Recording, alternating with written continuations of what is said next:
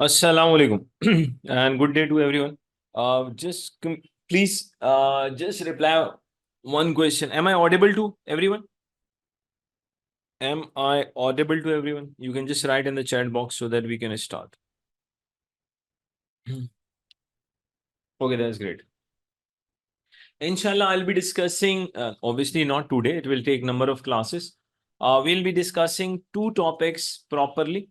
One is IAS 33, that will be in the live classes I'm going to cover, inshallah. And the second topic is consolidation. And in consolidation, we'll cover each and everything, inshallah, regarding past papers, each and everything. If there are two subsidiaries, even how to deal with that. So these are the two topics. One is IAS 33, and then there is consolidation. So inshallah, we are going to complete both of these two topics in the live revision classes. Okay.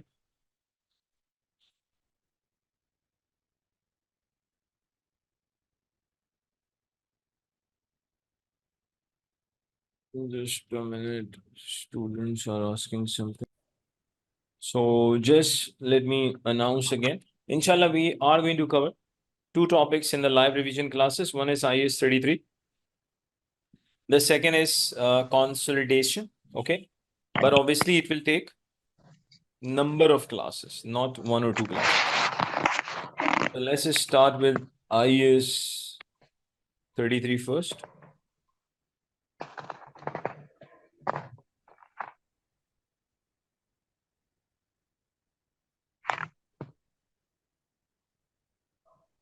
IAS 33, earning per share, EPS. Number one, let us discuss the formula of EPS. Simply profit after tax minus preference dividend.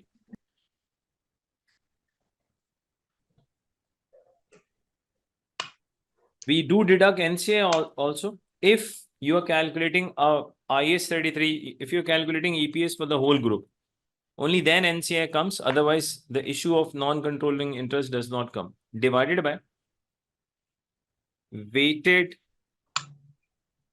average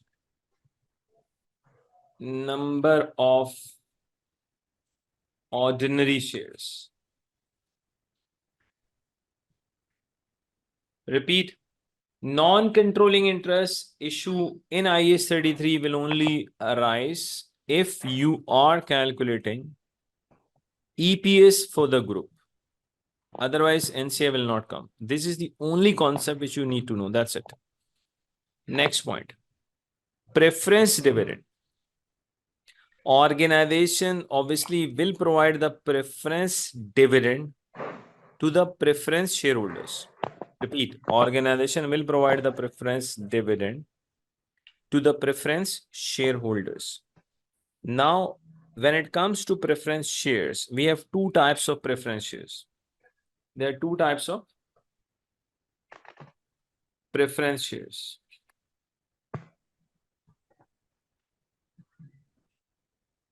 We have two types of preference shares. One is redeemable.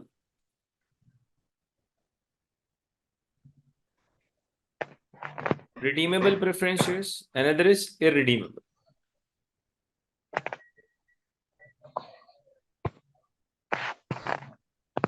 Redeemable preference shares, they are basically loan. So redeemable preference shares, that is simply a loan. It is a financial liability.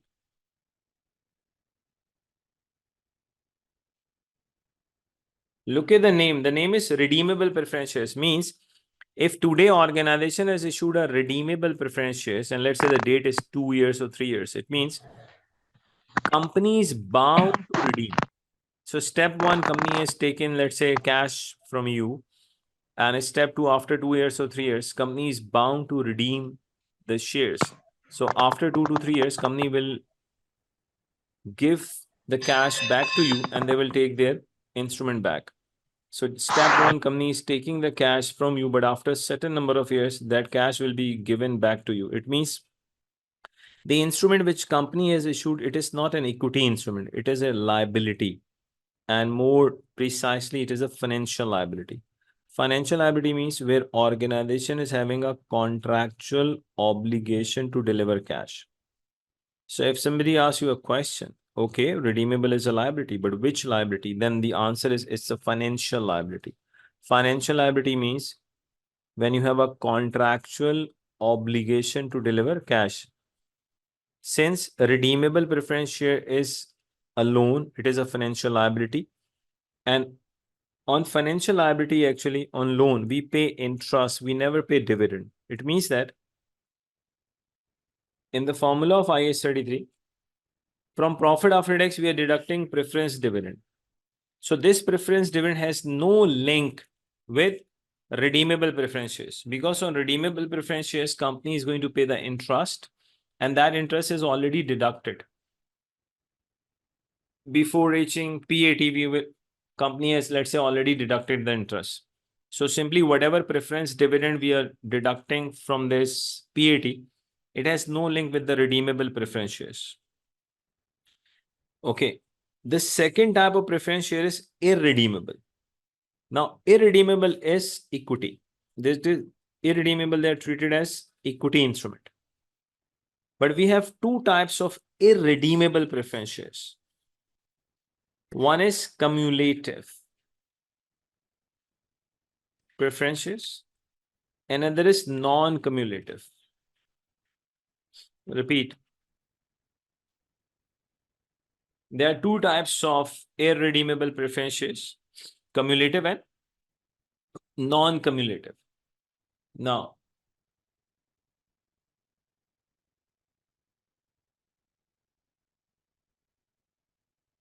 oh, just a minute.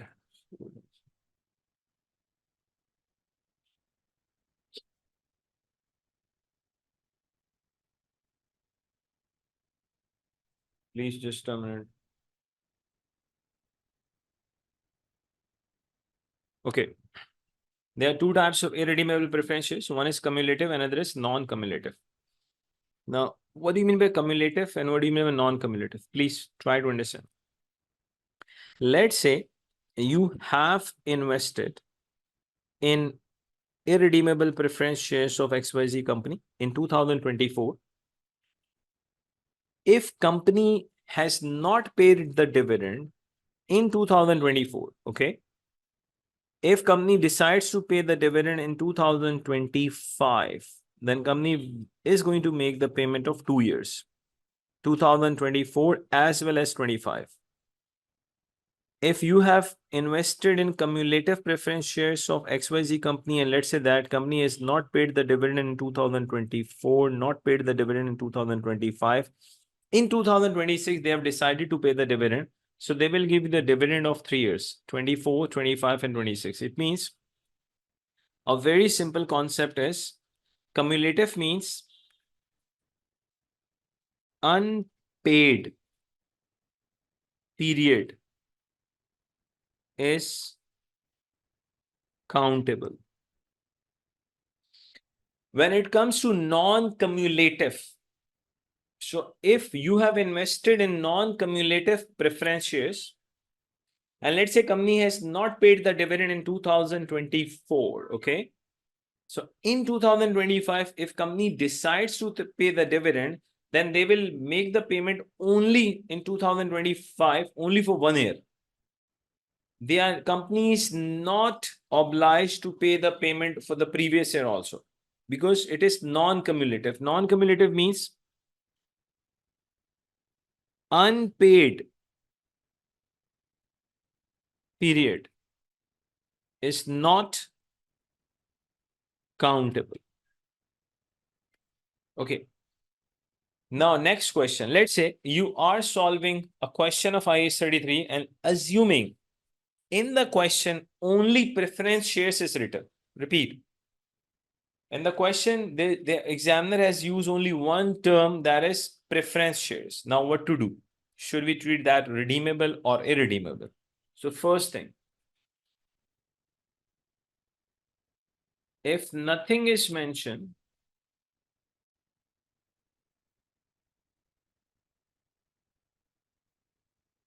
assume irredeemable.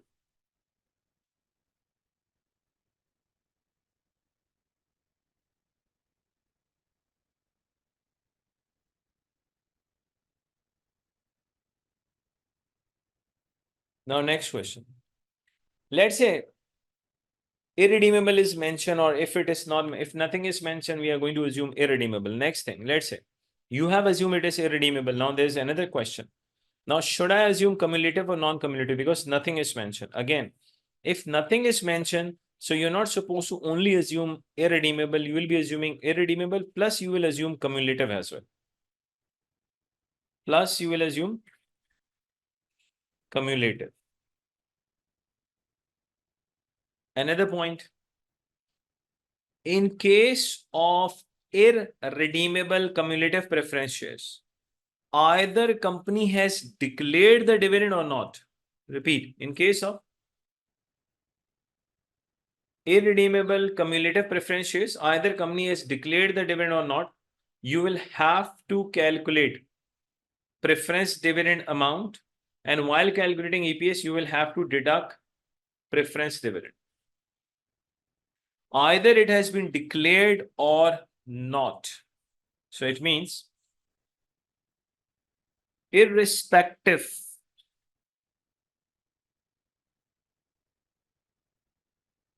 either irrespective of either dividend is declared or not,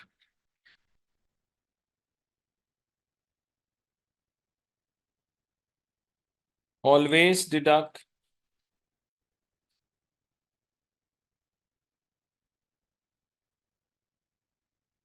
preference dividend while calculating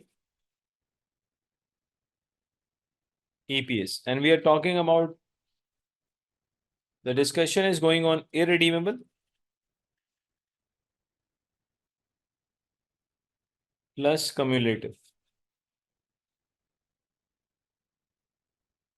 So in case of irredeemable cumulative preference shares, either company has declared the dividend or not, irrespective of that, you have to deduct the preference dividend while calculating EPS. And calculation of preference dividend is very easy. All you need is just multiply the preference dividend percentage with preference share capital.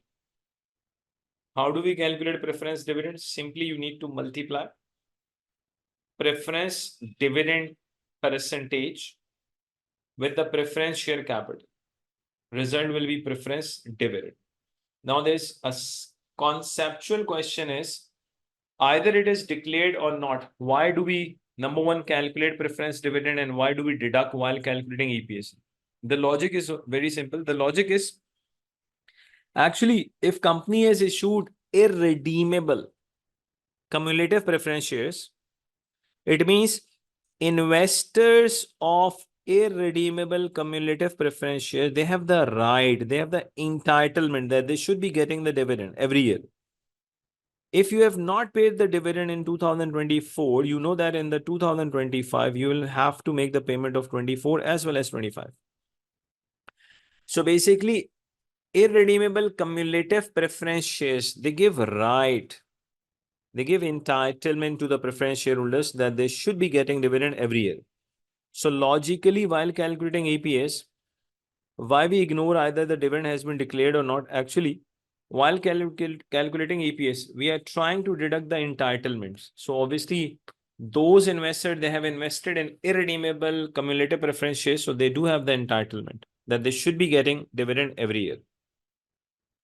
So when it comes to solving the question, if just examiner has written preference shares, so the first assumption is irredeemable.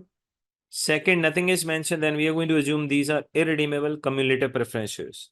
Another point is, in case of cumulative preference shares, irrespective, either the dividend has been declared or not, you will have to calculate the preference dividend. And while calculating EPS, you will have to deduct that preference dividend. Now, in IAS 33, in EPS, the extremely important point is only one, that is weighted average number of ordinary shares.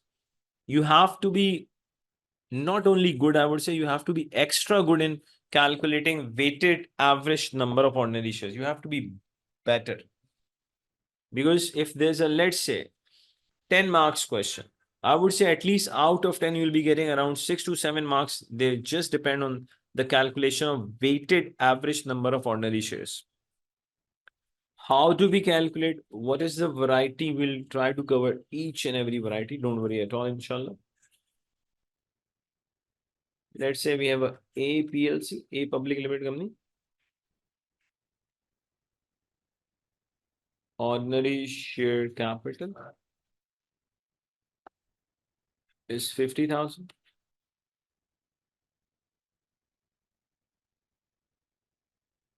Par value is 0.5. 1/1/2024. Second transaction. Issued 200,000 shares in March. Nothing is mentioned. It is always end of the month. See, March means, what do you mean by March? Start, mid, end. Nothing is mentioned. It is always end of the month. Just a minute, please. One student is asking something. So nothing is mentioned. It is always end of the month. Third transaction.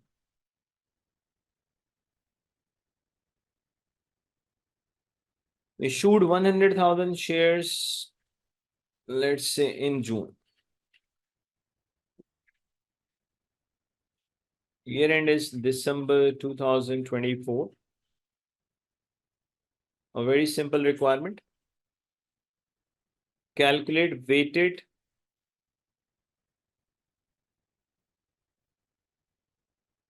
average number of ordinary shares. Let's try. How do we calculate? How do we calculate weighted average number of ordinary shares?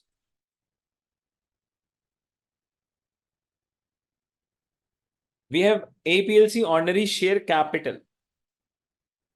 So share capital divided by par value will give you issued shares. That what are your opening number of shares? So simply at the start of the year, share capital, we have 50,000 divided by 0.5, it gives you 100,000. It means at the start of the 2024, APLC had 1 lakh shares.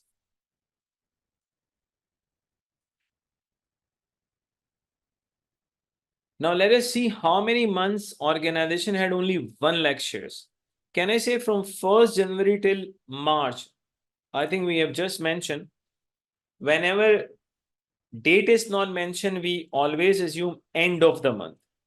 So obviously from 1st January till 31st March, the difference is of 3 months. How many months? 3 months. 3 by 12 plus. Initially, organization had 1 lakh shares. Then they issued 200,000 shares in March. It means in March, total number of shares, this company was having 300,000. Repeat. On 1st January 2024, APLC was having 100,000 shares. Then in March, they issued 200,000 shares more. It means end of 31st March 2024, this company was having 300,000 shares. Now let us count the months. How many months company was having 300,000 shares? The gap, the difference between March and June is of how many months? 3 months. It means 300,000 shares. But how many months? Only 3 months. Now again in the June, company has issued 1 lakh shares. So before this 1 lakh, company was having 300,000 shares. So can I say end of June, company APLC was having 400,000 shares. Repeat. On 1st January 2024, company was having 1 lakh shares. Then in March, they issued 200,000. Then in June, they have issued 100,000 more. So you can say that end of June, this company was having 400,000 shares. But after June, company has not issued any shares. It means 400,000 Then again, I say 6 by 12 because we have to go till the end of accounting period. So from 30th June till 31st December, there's a gap of 6 months. So can anyone use the calculator, please? Can you tell me what is the answer of weighted average ordinary shares? Let me use the calculator as well.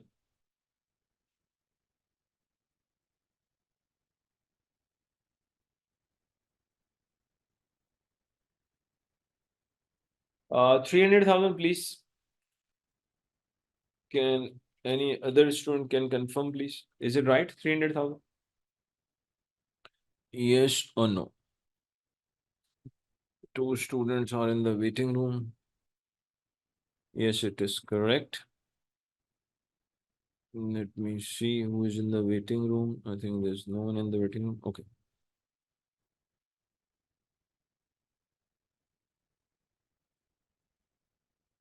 Let's introduce one more question. ABLC, ordinary shares.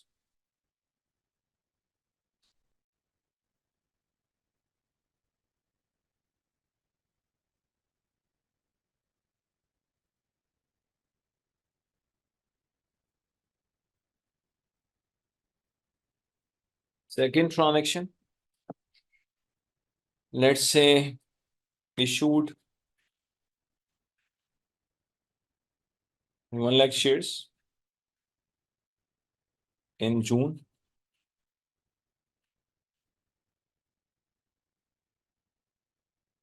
Issued 200,000 shares in September.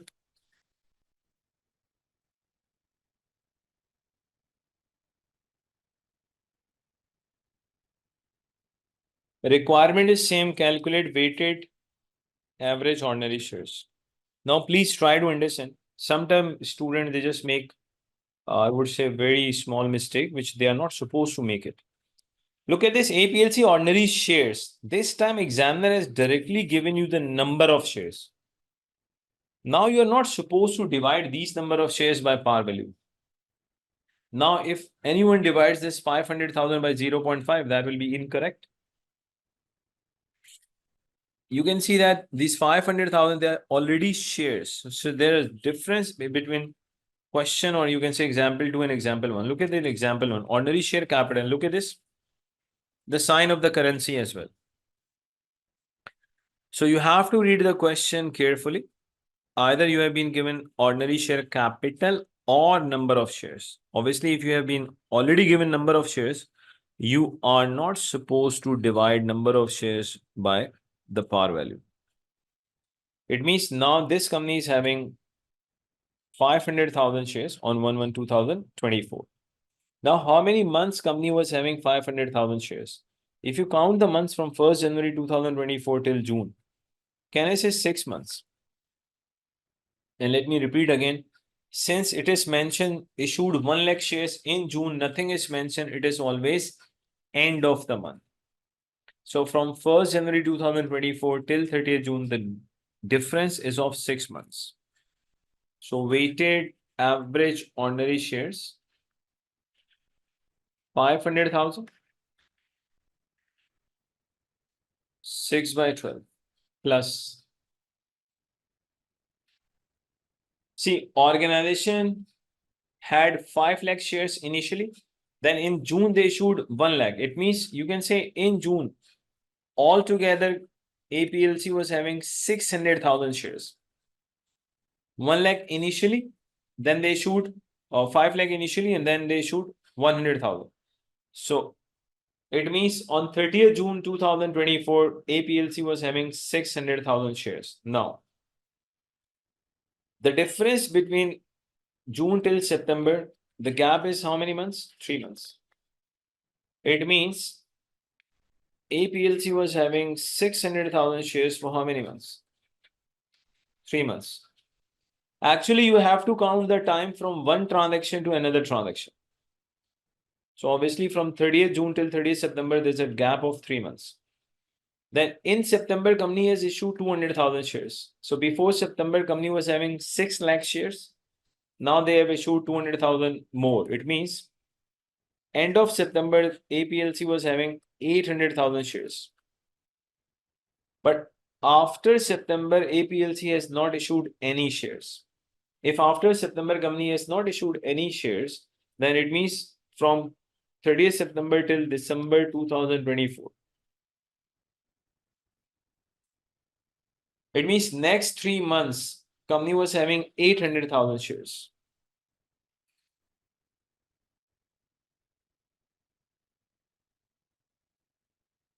So please, can you use your calculator? What is the answer? Let me use the calculator as well.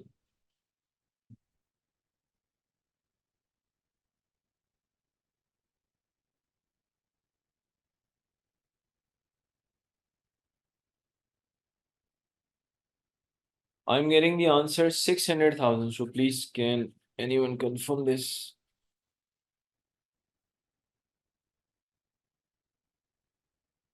I'm getting the answer 600,000.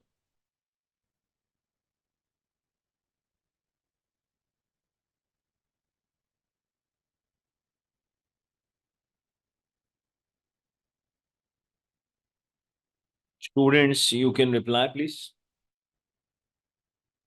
Okay, same. That's great.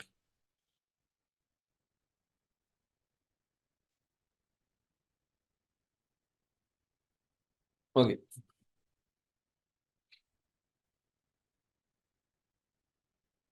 APLC.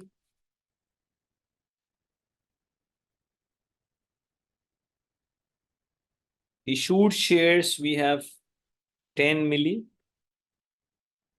on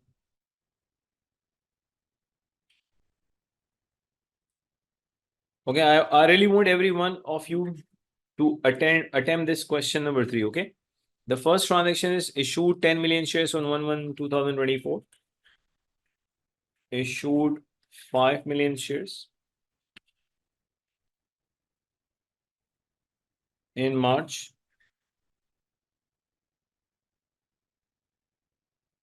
10 million shares in September. 20 million shares in December. Year end is 31st December 2024. Requirement is the same. Weighted average ordinary shares. I really request, please, every one of you, do attempt the question and give me the answer. Please attempt. Then obviously we'll be solving together as well. Okay, let's try together. We have 2 answers and both of them are same. That's great. You can work in 1,000, millions. It's up to you. Let's see. Weighted average ordinary shares. So this time, initially we are having 10 million shares into. Let's see how many months company was having 10 million shares. Can I say 3 months?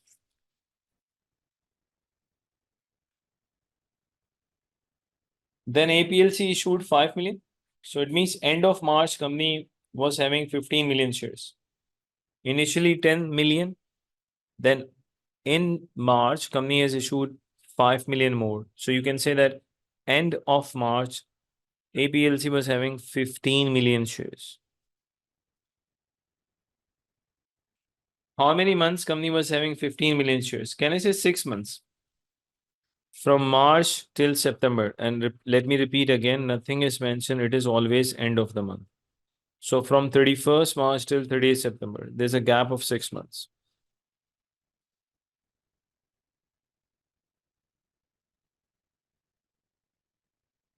Okay. Now in September, company has issued 10 million more. So before September, company was having 15 million shares. So after this 10, can I say the total number of shares will be 25 million? How many months company was having 25 million shares? From September till December, there's a gap of 3 months. Now please try to understand one concept.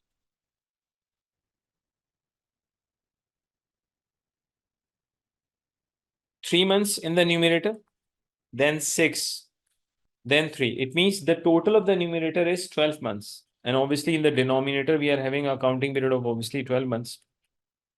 So logically, you have already completed the 12 months calculation.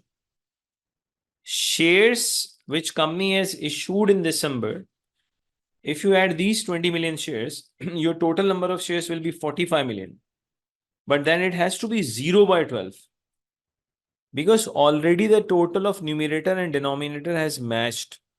You have already worked for the 12 months. So it means if company issues, now try to understand a very important concept which I want to give you right now. Please listen carefully. If company issues shares at the end of the year, those number of shares will have no effect in the weighted average number of ordinary shares in the year in which company has issued. For example, if company has issued 20 million shares in December 2024, okay, on 31st December 2024, and the year end is December 2024. So these 20 million shares will have no effect on weighted average number of ordinary shares while calculating 2024, because you can see that just 0 by 12. So it is not having any impact on weighted average number of ordinary shares, but it will have the effect when you will be calculating weighted average number of ordinary shares for 2025. Logically, in 2025,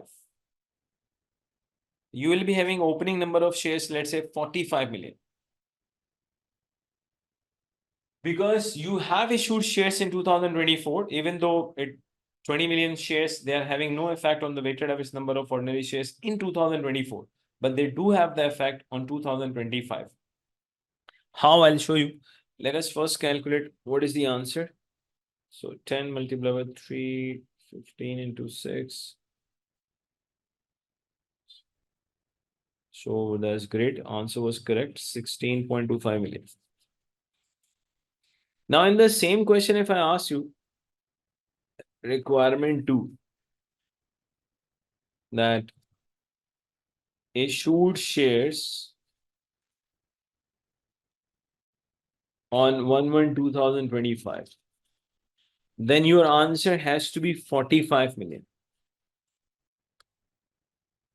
Is this clear to everyone? Because till December 2024, company has actually issued how many shares? 45 million. Is this clear to everyone?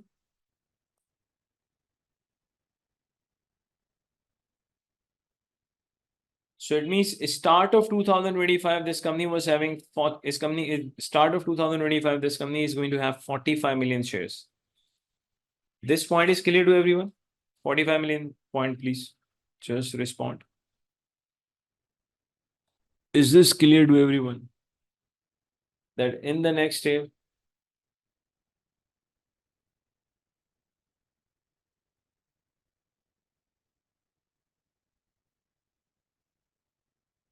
yes, that's great. Okay. And let me tell you one more thing, very important concept. Listen. Weighted average number of ordinary shares of previous year. Weighted average number of ordinary shares of previous year. They will not be taken as opening weighted average number of ordinary shares for 2025. There is no such concept at all. So weighted average number of ordinary shares of 2024, they are just weighted average for 2024. That's it. There's no concept in IAS study. There's no such concept that weighted average of previous year will be the opening weighted average for the next year. There's no such concept at all. Now, if for example, let's say,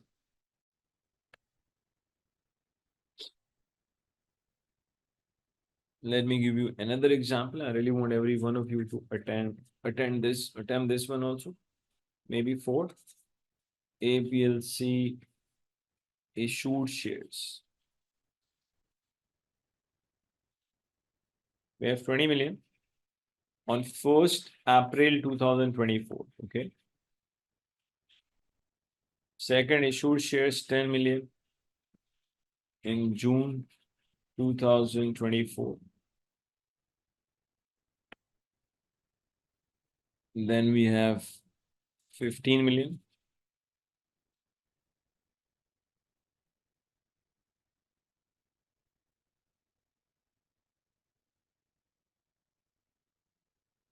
In March 25.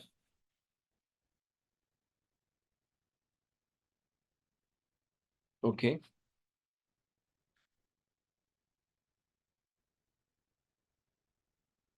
Issued 20 million shares.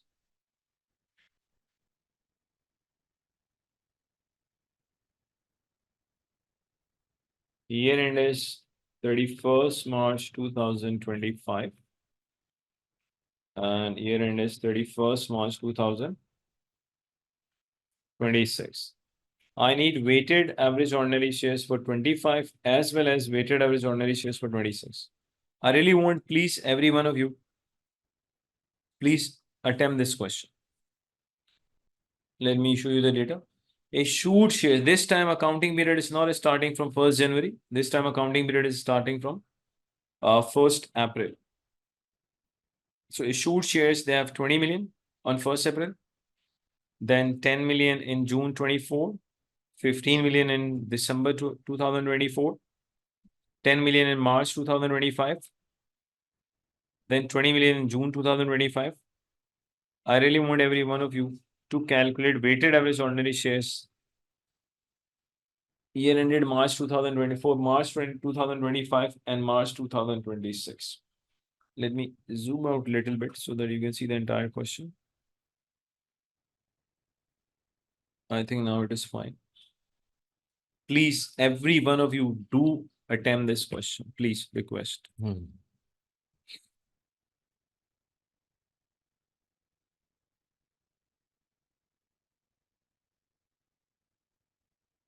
Year ended 31st March 2025. Okay. Weighted average ordinary shares. Let's see.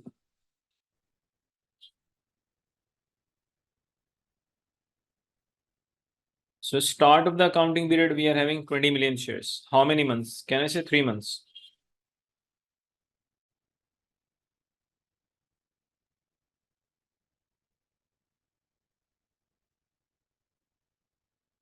After that,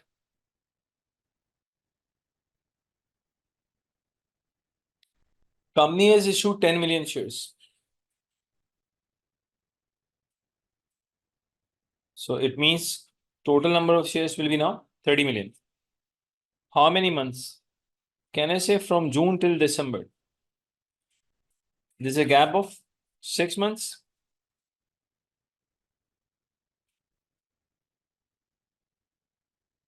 Then in December, how many shares company has issued? 15 million. Before this, 15 company was having 30 million. So it becomes 45. How many months company was having 45 million shares?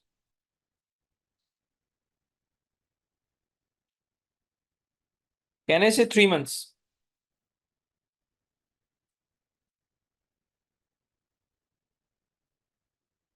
So you can see that basically year ended March 2025, working is completed. 3, 6, and 3. So the total of numerator and denominator both are 12 months. Let me use the calculator.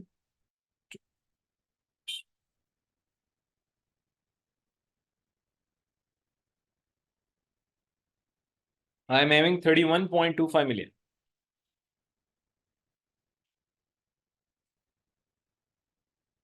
So number of shares we are having 31.25 million weighted average ordinary shares.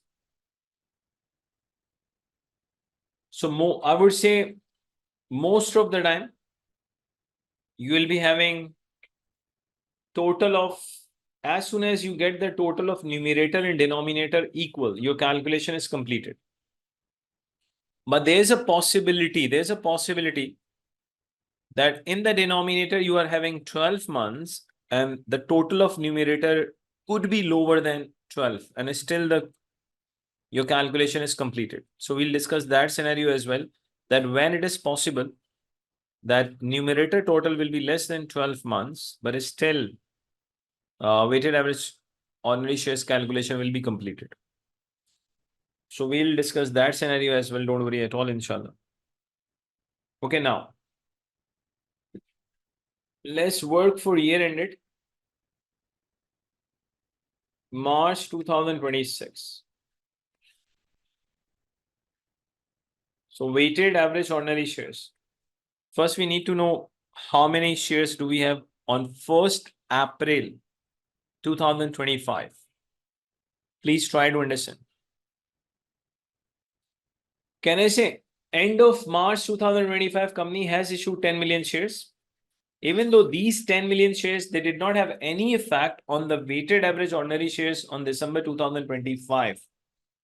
But can I say these 10 million shares, they actually company has actually issued these 10 million shares. It means on 1st April 2025, APLC is not having only 45 million shares. Can I say on 1st April 2025, company is having 55 million shares. Is this clear to everyone? 55. On 1st April 2025, company is not having 45 million shares. Actually, company is having 55 million shares. Is this clear to everyone? Please respond. 55 million.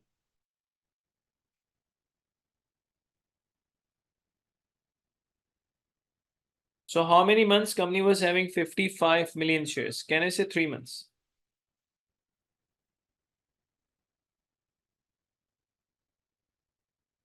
After that, company has issued how many shares? 20. It becomes 75. No transaction after that. Am I right? So if there's no transaction, then definitely from 30th June 2025 till March 2026, there's a gap of 9 months. Let's use a calculator.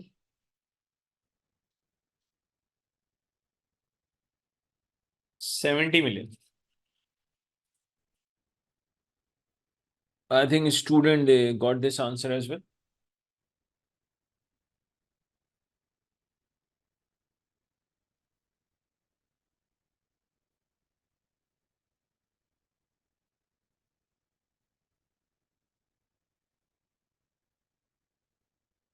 Just a minute.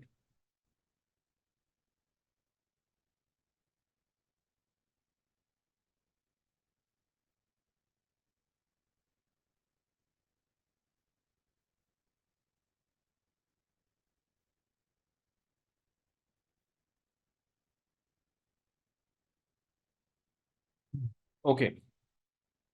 Now let us introduce one more concept. But let me repeat to students, there will be number of classes, okay?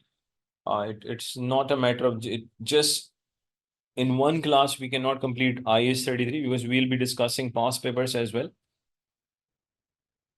So let me just introduce another concept. The name of the concept is bonus issue.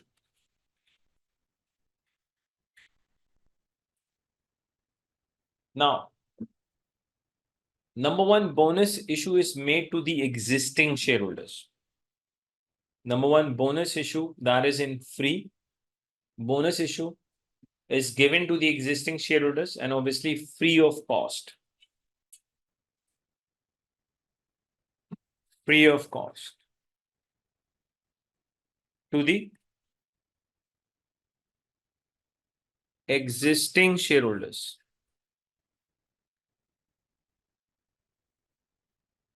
Now, just one question for the sake of understanding why a company decides to give bonus shares to their existing shareholders.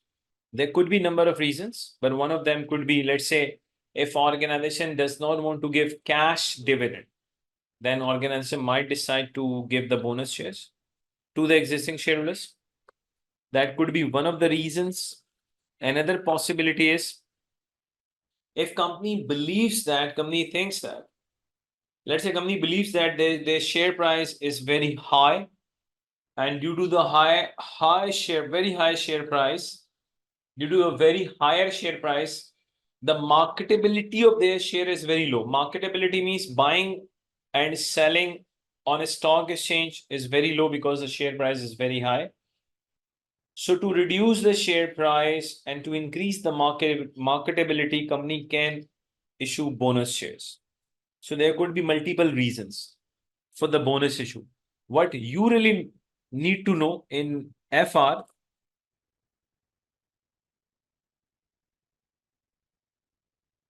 no, how consolidation is not possible as is today, obviously. Today, even we cannot cover IAS 33.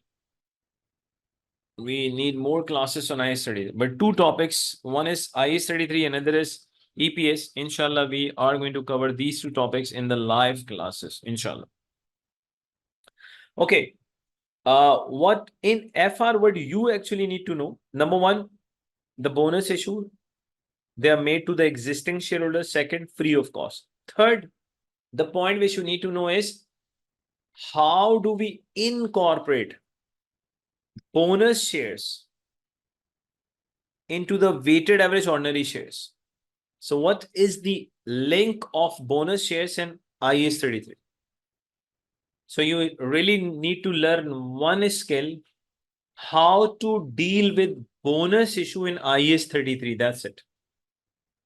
Nobody's asking you a question that what is the effect of bonus issue on the wealth of shareholders? The question, what is the effect of bonus issue on the shareholder? It is not a question of FR, it is a question of FM, financial management.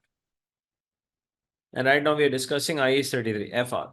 So in FR, students, you just need to know one skill, learn one skill, how to deal with bonus issue in IAS 33. Now listen, bonus issue is issue to whom? To the existing shareholders. Number one. Number two, whenever company issues the bonus shares, so all the shareholders, they are entitled to get the bonus provided that they are having shares, ordinary shares before the bonus issue. Repeat. Every shareholder is entitled to get the bonus shares provided that those shareholders, they are having shares before the bonus issue. So whoever is having shares, whoever is holding shares in that company before the bonus issue is actually entitled to get the bonus shares. Okay. Now, how to deal with bonus issue? Number one, whenever there's a bonus issue, first you have to calculate the bonus fraction. How do we calculate bonus fraction?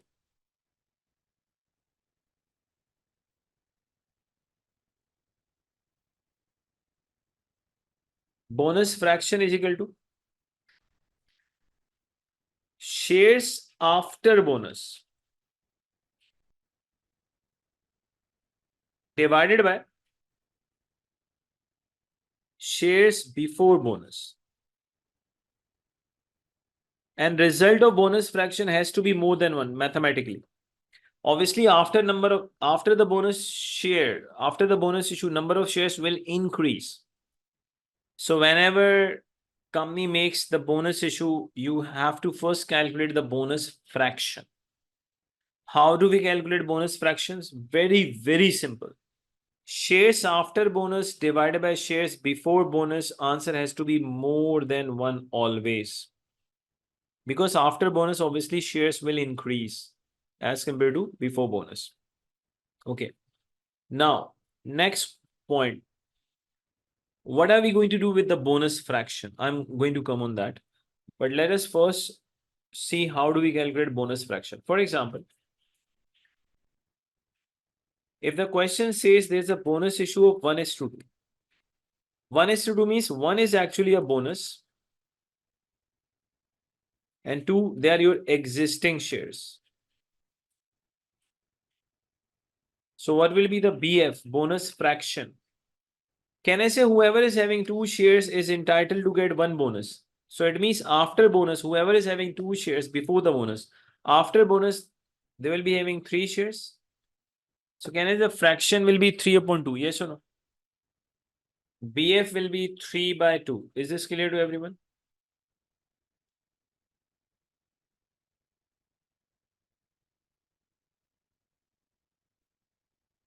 Your result is going to be 1.5. Another example.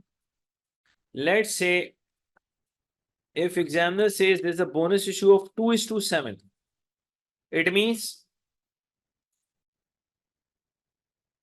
company has decided to issue 2 shares as bonus against existing 7 shares. So what will be the BF, bonus fraction? Can I say whoever is having 7 shares before bonus, after bonus will have how many shares? 9. So obviously the answer is going to be more than 1. Let's say I'm getting 1.2857. Another possibility of bonus. Bonus could be in the form of percentage. If examiner says bonus issue is 40%. So simply, now listen, if companies says that we are issuing 40% bonus, 40% bonus means, please try to understand. Right now in the market, whatever number of shares are there before the bonus, we will say those number of shares are 100%. If you issue 40% shares right now, so after bonus, number of shares will become 140%.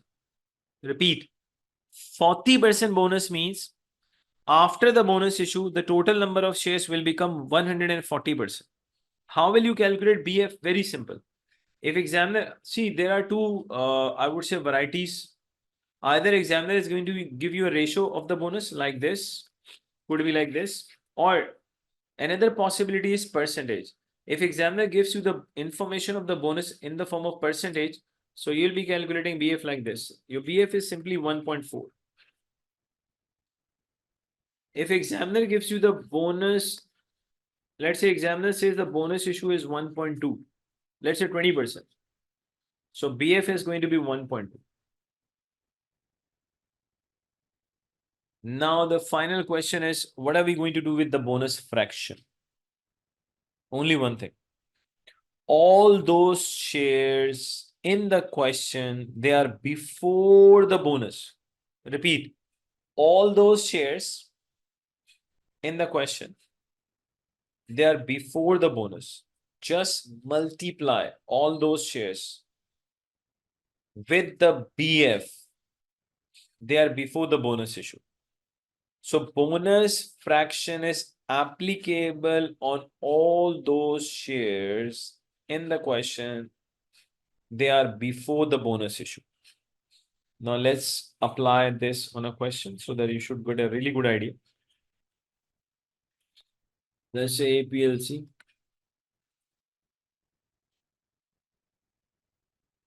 Issued shares, we have 10 million.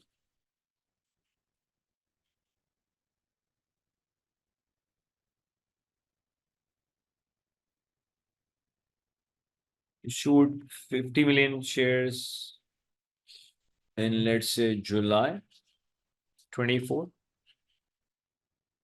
Nothing is mentioned. It is always end of the month. APLC made 1:2 bonus issue.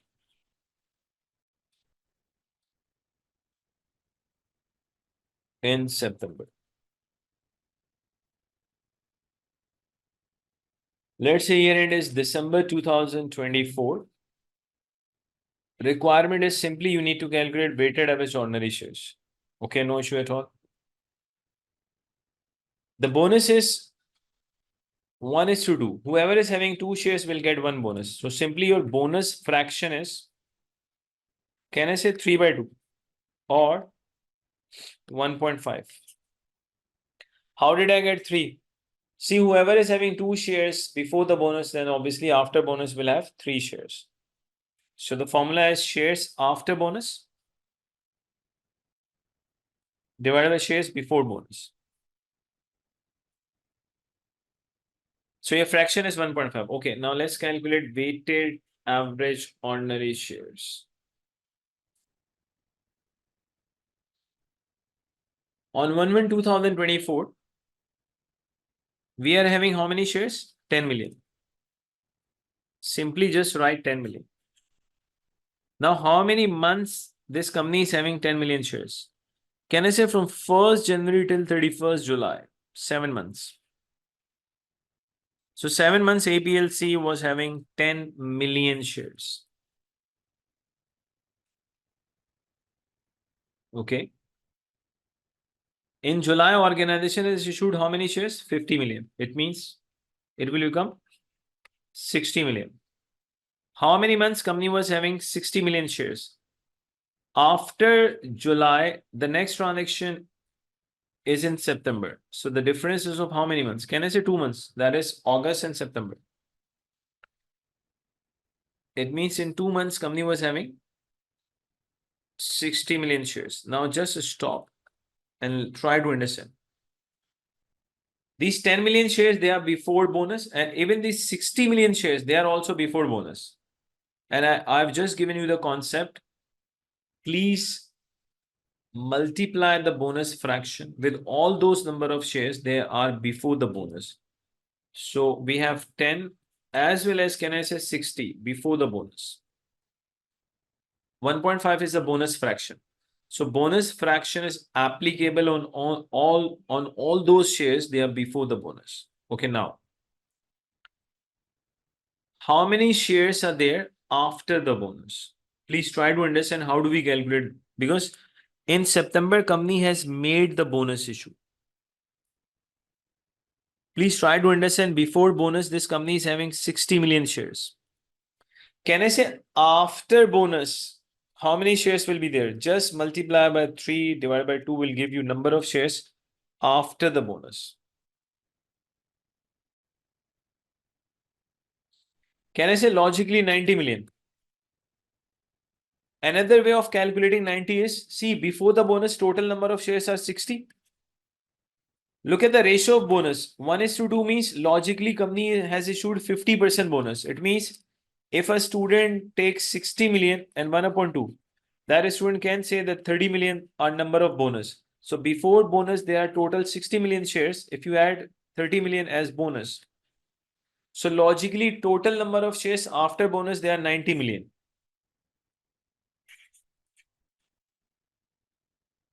I think after September, there's no transaction. So from 30th September till 31st December, 3 months.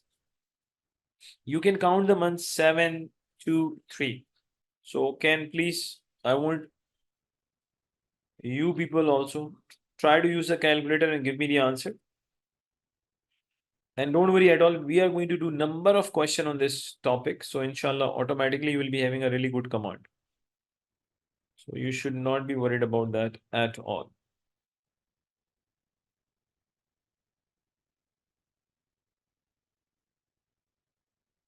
Let's repeat.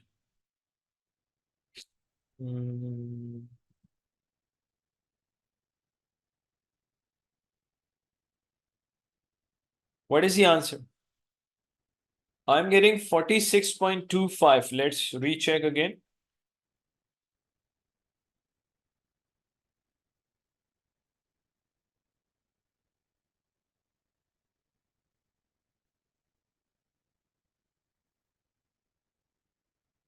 Oh no, safe. The pen is safe, alhamdulillah. Yeah, it is 46.25 million.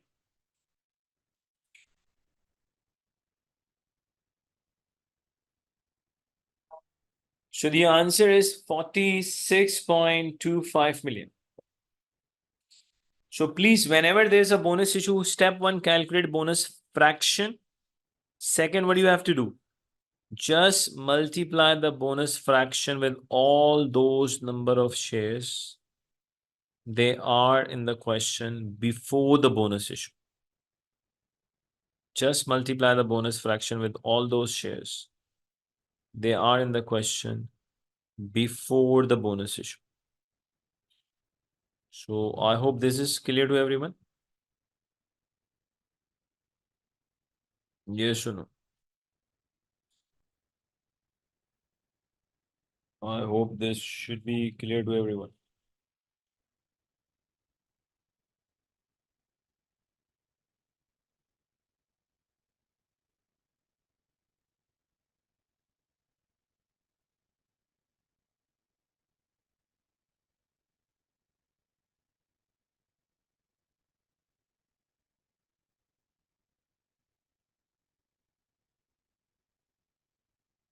Okay, is this clear to everyone?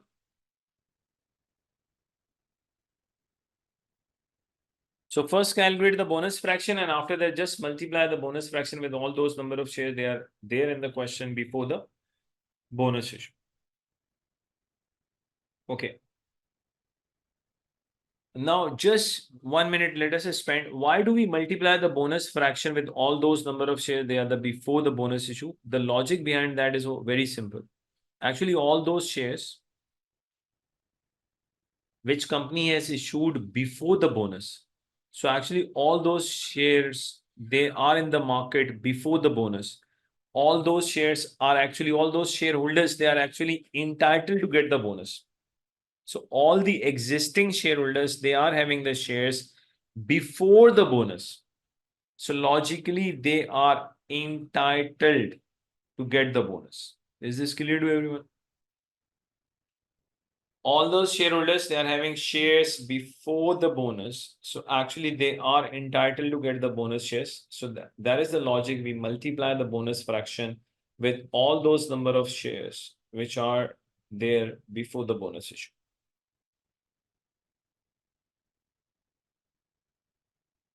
Like, just for the sake of understanding, you are not supposed to do such thing at all. What is that?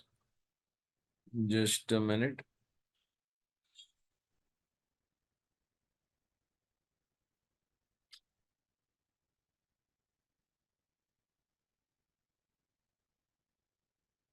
See, look at this 10 million shares. You can say that logically these 10 million shares, they are entitled to get 50% bonus. If they are entitled to get 50% bonus, please try to understand. It means if I just add bonus into this 10 million, can I say how many shares will be issued as bonus? Can I say 5 million?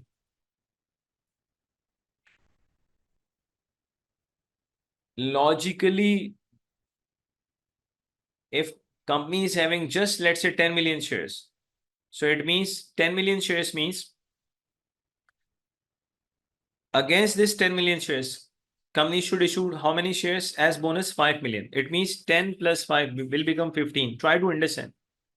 Please, very simple maths. 10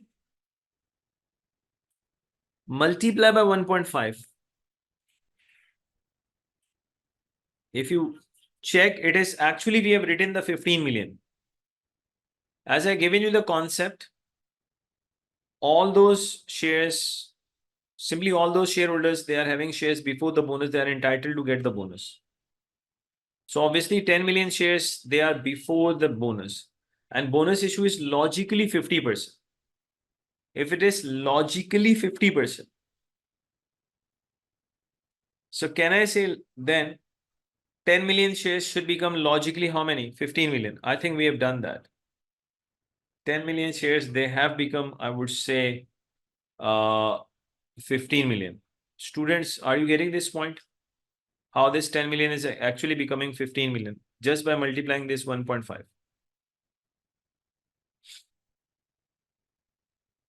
Now, please.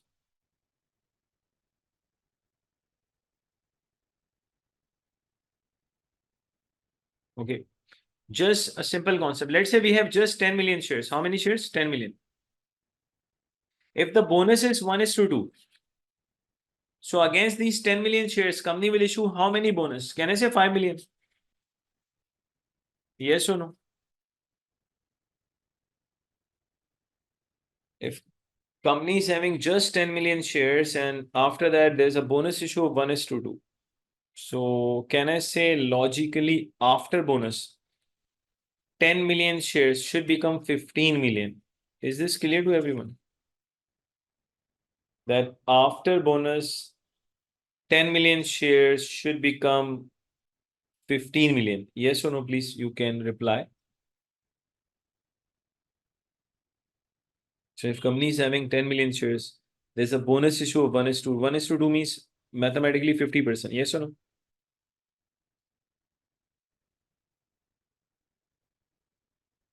Now I just want to give you the logic. Why do we multiply with the bonus fraction? Actually, as I given you the concept, if we have 10 million shares before the bonus and there's a bonus issue of 50%, logically 10 million should become 15 million. Actually, 10 million, they have become 15 million. If you look at this calculation, when logically you are multiplying 10 million with 1.5, so this fraction of 1.5 is making these 10 million logically how many million? 15 million. Another reason why do we multiply with the fraction? Now try to understand. Initially, company was having 10 million shares. The bonus is 5, it becomes 15. Okay, now please. In July, how many shares are there? 50 million. Please try to understand. Obviously, these 50 are also entitled to get bonus. So against this 50, how many bonus we are going to issue? Can I say 25? Yes or no? Existing bonus. So logically, please try to understand. Initially, we are having 15 million shares. After that, the shares are how many shares are there? 75. Altogether, your number of shares will be how many million? 90 million. If you just see the number of bonus, please. 5 million bonus issue and 25. Your total number of bonus is 30 million. If you look at this calculation, which we have performed, we said before bonus company was having 60 million shares. There's a bonus issue of 30 million. So after bonus, how many shares are there? 90 million. So let's make it easy. Let me repeat. Students, you have to just do one thing.